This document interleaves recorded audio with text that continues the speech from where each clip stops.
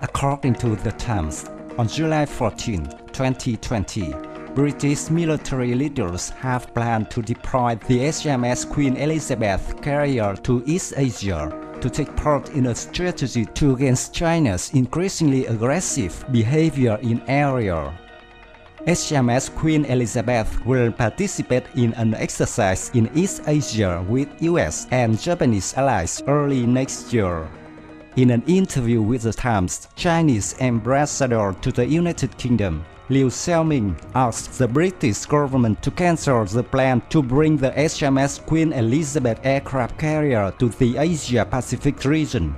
Liu said deploying aircraft carrier to the area would be a very dangerous move.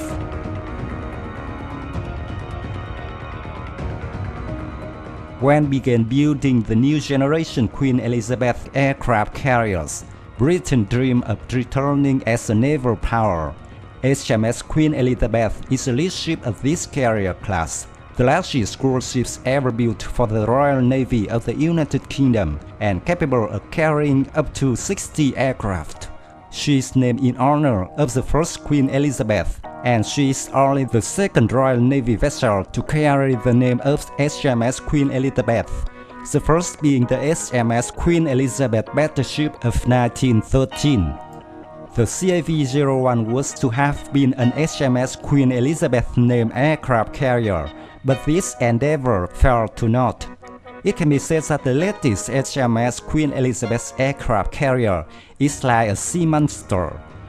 When standing on the deck of this giant ship, one could not help but feel admired for her enormous size.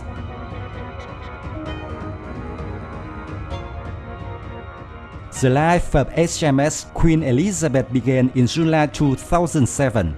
The then Defense Secretary de Broglie announced the order for the two new carriers. At that time, the first aircraft carrier was expected to be operational by 2015, but due to the financial crisis slowed down production, and the contract for two Queen Elizabeth-class carriers was further extended to 2020. The cost for the two new carriers has continued to increase, and the final number after negotiation is £6.2 billion. 2017 was proclaimed to be the year of the Royal Navy as it welcomed several new ships to the fleet. The Royal Navy reached a milestone when HMS Queen Elizabeth began sea trials in June, and media outlets, both British and international, have been closely tracking the ship since then. Local media have argued that this is the largest and costliest platform ever built for the British Armed Forces.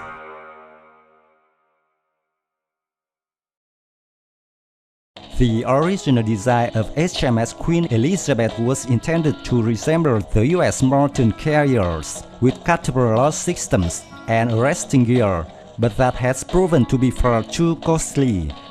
After deciding to purchase the new American Lockheed F-35B Lightning II short takeoff and vertical landing stealth strike fighter in 2012, the ship's design was changed to suit the new situation.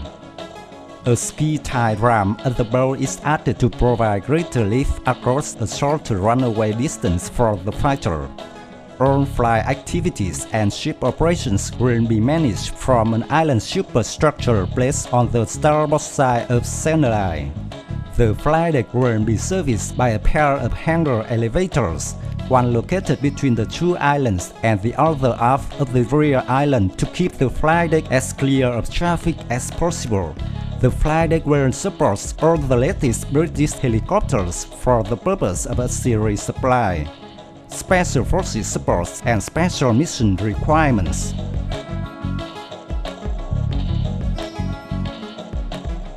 The Queen Elizabeth is significantly different from US Navy aircraft carriers. The ship is considerably smaller than the current generation of American carriers. She is not nuclear powered. Instead, the Royal Navy chose conventional integrated electric propulsion. The British ships are powered by a pair of Rolls-Royce Marine Trent MT-13 48,000 horsepower gas turbine generators. 2 Wärtsilä 15,000 horsepower diesel generators, and 2 12,000 horsepower generators. The engines generate electricity to turn 2 propellers that are powered by 420 MW advanced induction motors, giving the ship a top speed of around 25 knots.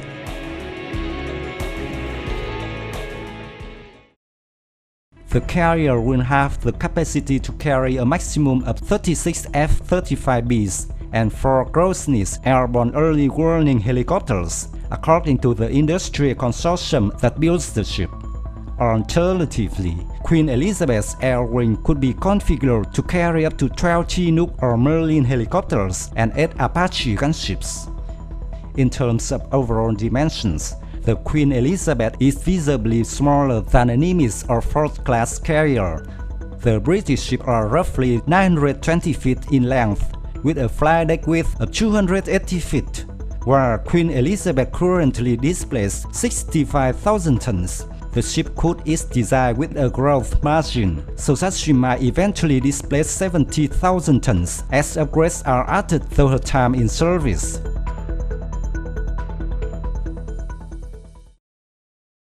To protect herself, the warship is equipped with advanced defense system to counter the incoming aerial threats. This defense system consists of 3 20mm flank close-in weapon systems, 4 30mm automated small caliber guns, and miniguns for use against fast attack craft. She could be escorted into high-risk area by the Type 45 destroyer, which was made especially to fulfill this role. In lower risk situations, frigates or even patrol vessels may be used instead. It will carry 4 miniguns and 8 general-purpose machine guns.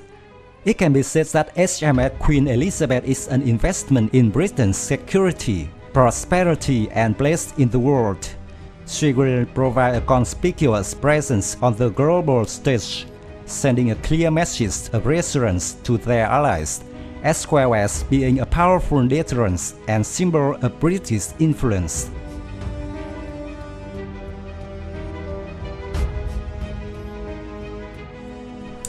The video of HMS Queen Elizabeth carrier ends here. Thank you for watching. If you guys find this video interesting, let me see your thumbs up. Don't forget to subscribe to support the channel. Goodbye and see you again.